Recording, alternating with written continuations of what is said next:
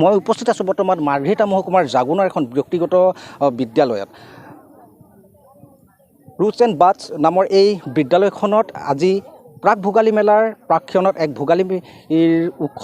ভোগালী মেলাৰ আয়োজন কৰিছে বিদ্যালয়ৰ চৌহদত। এনেধৰণে বিদ্যালয়ৰ ছাত্ৰ ছাত্ৰীসকলে তেওঁলোকে নিজেই ঘৰতে উৎপাদিত এইসমূহ ফচল, এইসমূহ শাক পাচলি মোৰ ND24 দৰ্শকসকলক মোৰ সতীৰ্থই দেখুৱাইছে। এনেধৰণে এইসকল ছাত্ৰ ছাত্ৰীয়ে তেওঁলোকে বিদ্যালয়ৰ চৌহদত তেওঁলোকৰ দ্বাৰা উৎপাদিত, তেওঁলোকে ক'বলৈ গ'লে খেতি কৰাৰ এই পাচলিসমূহ আজি বিদ্যালয়ৰ চৌহদত এনেধৰণে উপস্থাপন কৰা দেখা গৈছে। এক ব্যতিক্ৰমী দৃশ্য দেখিবলৈ পোৱা গৈছে। যিহেতু কাইলৈ উৰুকা আৰু উৰুকাক লৈ ৰাজ্যজুৰি ব্যাপক প্ৰস্তুতি, উৰুকাক লৈ ৰাজ্যজুৰি দেখা গৈছে ব্যাপক উল্লাস আৰু উদ্দীপনা। কি গ্ৰামাঞ্চলেই হওক কি চহৰাঞ্চলেই হওক, সকলোতে এতিয়া বিহুক লৈ যথেষ্টখিনি আনন্দ আৰু উল্লাস দেখিবলৈ পোৱা গৈছে। মাৰ্ঘেৰিটা মহকুমাৰ জাগুনৰ এখন ব্যক্তিগত বিদ্যালয়ত এনেধৰণে ভোগালী বতৰত, ভোগালীৰ প্ৰাক্ষণত এক ভোগালী মেলাৰ আয়োজন কৰিছে বিদ্যালয়ৰ চৌহদত। তেওঁলোকে ছাত্ৰ ছাত্ৰীসকলে, মই দেখাব বিচাৰিম ND24 দৰ্শকসকলক, ছাত্ৰ ছাত্ৰীসকলে এনেধৰণে এইসমূহ শাক পাচলি তেওঁলোকে ঘৰতে উৎপাদন কৰিছে আৰু ঘৰতে উৎপাদিত কৰা, নিজেই উৎপাদন কৰা।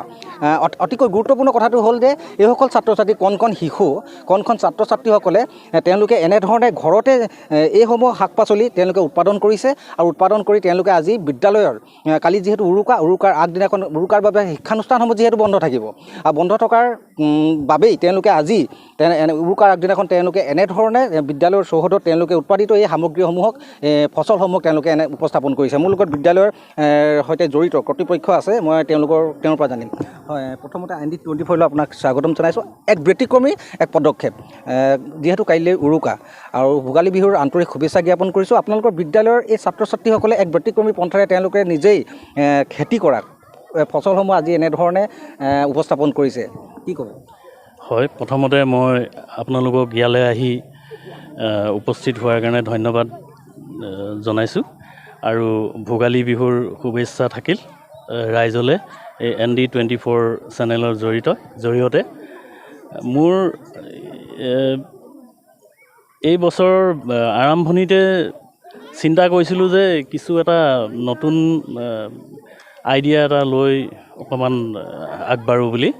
তাকে ছাত্ৰ ছাত্ৰীসকলে যদি পাচলি ওপৰত তেওঁলোকৰ ইমান জ্ঞান নাই, এতিয়া মাক দেউতাকে বজাৰৰ পৰা কিবা এটা বজাৰ কৰি আনে আৰু তেওঁলোকে ঘৰত যেনিবা সেইটো ব্যৱহাৰ কৰে, খায়, তৰকাৰী বনায়, কিন্তু তেওঁলোকে নাজানে যে এই তৰকাৰীটোৰ নাম কি, কেনেকৈ হয়, কোনটো বছৰৰ কোনটো মাহত হয়, সেইবোৰ তেওঁলোকৰ জ্ঞান নাই।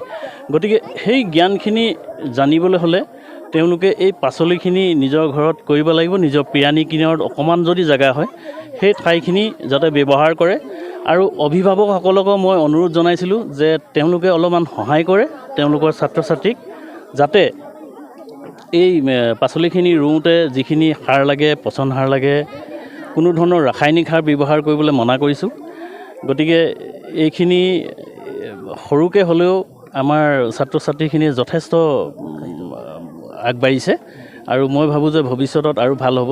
আৰু এই যে সেউজীয়া শাক পাচলিখিনি ৰাতিপুৱা যদি আপুনি শুই উঠিয়ে যদি এইখিনি দেখে, নিয়ৰৰ যেতিয়া টোপাল পৰি থাকে, সেই বস্তুটোৱে আপোনাৰ মানসিকভাৱে আপুনি এটা ফ্ৰেছনেছ এটা ফিল কৰিব, আপোনাৰ ষ্ট্ৰেছখিনি মাৰ যাব, আপোনাৰ স্বাস্থ্য পাতি ভাল হ'ব। সেয়ে কৈ মই সামৰিছোঁ। হয়, মই পুনৰবাৰ ND24 দৰ্শকসকলক মই জনাব বিচাৰিছোঁ যে মাৰ্ঘেৰিটা মহকুমাৰ জাগুনৰ হৈছে এখন ব্যক্তিগত বিদ্যালয়।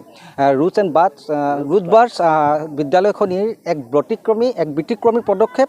তেওঁলোকে এনেধৰণে প্ৰাক ভোগালী উৎসৱৰ আয়োজন কৰিছে। এনেধৰণে তেওঁলোকে বিদ্যালয়ৰ ছাত্ৰ ছাত্ৰীসকলে প্ৰাক ভোগালী মেলাৰ আয়োজন কৰিছে, যি মেলাত এটি দেখিবলৈ পোৱা গৈছে বিদ্যালয়ৰ ছাত্ৰ ছাত্ৰীসকলে তেওঁলোকে নিজেই ঘৰতে উৎপাদিত যিসমূহ শাক পাচলিসমূহ এনেধৰণে বিদ্যালয়ৰ চৌহদত তেওঁলোকে প্ৰদৰ্শন কৰিছে।